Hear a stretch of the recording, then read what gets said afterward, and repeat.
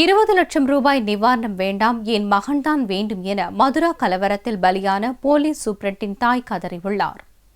மதுரா நகரில் வியாழனன்று இரவு நடந்த கலவரத்தில் பலியானோர் எண்ணிக்கை வெள்ளியன்று 24ஆக உயர்ந்தது. கலவரம் தொடர்பாக நீதி விசாரணை நடத்த உத்தரவிட்ட முதல்வர் அகிலேஷ் கலவரக்காரர்கள் மீது கடும் நடவடிக்கை எடுக்கப்படும் என்று தெரிவித்துள்ளார். கலவரத்தை அடக்க சென்று உயிரிழந்த police superintendent Mukul Dwivedi, inspector Santosh Kumar Yadav ஆகியோரது குடும்பங்களுக்கு தலா 20 லட்சம் ரூபாய் வழங்கவும் அகிலேஷ் யாதவ் உத்தரவிட்டார். ஆனால் அரசின் 20 லட்சம் ரூபாயை ஏற்க சூப்பரண்ட் முகுலின் தாய் மறுத்துவிட்டார். அந்த பணத்தை முதல்வரை எடுத்து செல்லட்டும் என்ற முகுலின் தாய் தன் மகனை முதல்வர் திரும்ப தருவாரா என கதறி அழுதபடி கேட்டார்.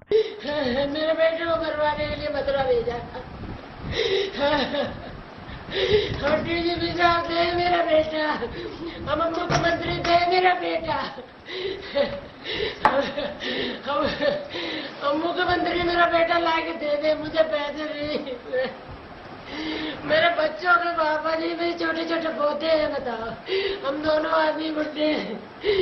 இதனிடையே கலவரத்தில் பலியான போலீஸ் அதிகாரி சந்தோஷ் யாதவ் உடலுக்கு உத்தரப்பிரதேச போலீஸ் டிஜிபி ஜாவித் அகமது உள்ளிட்ட போலீஸ் அதிகாரிகள் பொதுமக்கள் மலர் வளையம் வைத்து அஞ்சலி செலுத்தினர்.